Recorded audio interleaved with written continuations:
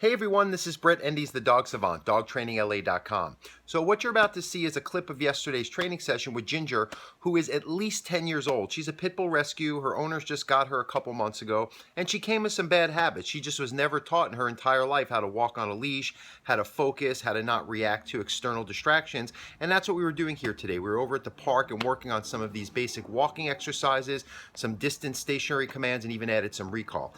So enjoy. Thanks for watching. Just rescued her with a few little habits, and we're teaching her how to stay relaxed, not pull and not react when out in a distraction-filled environment. So I'm going to put her on a let's go, which is her command to walk next to me on the left with a loose leash, and what I'm going to be doing is keeping her mind connected with her body and focus more on the command than what's up ahead or any kind of extraneous distractions. So I'm going to tell her let's go, and that cues the walking. And what I might do is give a little pressure with the leash if she gets distracted, just to get her mind back. Another technique I could use is if she gets too overdrawn, I can herd her back, and see those reminders through the leash gets her to turn her body because we're reconnecting as a pack, and that just instinctively makes her feel like she should be more at pace with me. And this is her first time, so it's not going to be perfect. We just want to look for improvement every time. When I stop, I'm going to make her sit.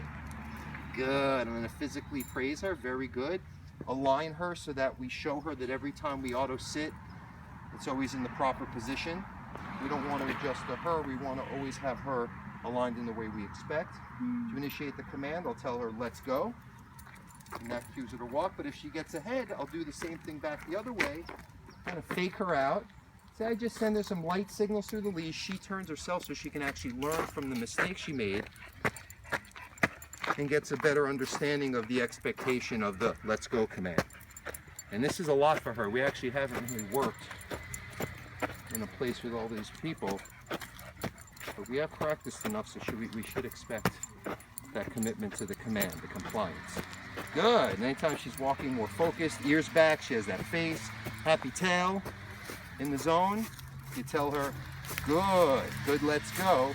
And anytime she gets distracted, she sniffs down, I just might send her a signal to remind her. So what I'm going to do next is I'm going to build some space between her and I. I'm going to go up to the side here. I'm going to have her sit. And I'm going to put her in a down command because it's more comfortable for her because she is an old lady. And I want her to learn how to hold these commands and focus with the space between her and I, even with all these distractions going on. I'm going to put her in a down. Very good. Get her to become good. And as I walk away, I want to gauge her mental state. Sit, just to start, good.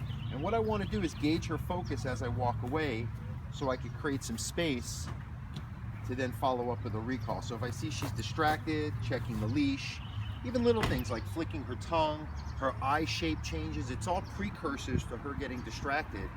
And if you can just catch those tells, like a good poker player, it makes her trust the ability to commit to the commands longer and stronger. So I'm going to walk away and create some space.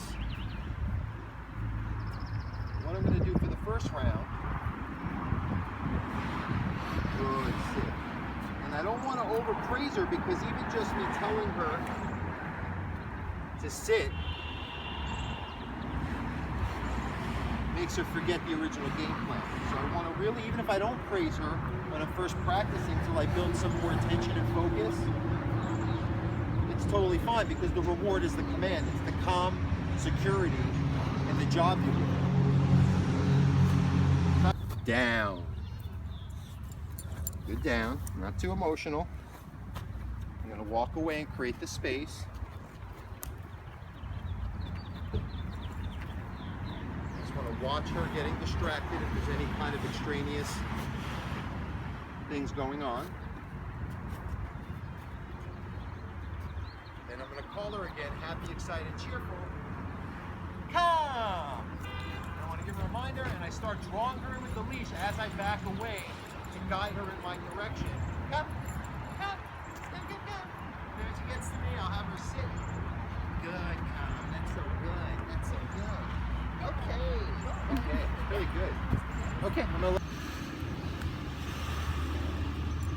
She tried to lick me away. All right, so I'll have her hold it down, and I'll walk away. But then what I want to do is add a recall. This is important because this is now where she's going to be able to satisfy those impulses to move towards me because now I'm commanding it. So the actual idea of the COME command is I want to make it happy, exciting, and cheerful. I want to make my command the most enthusiastic thing that she could possibly do, despite whatever distractions are going on in the environment. So I'm going to get to the end of the leash here.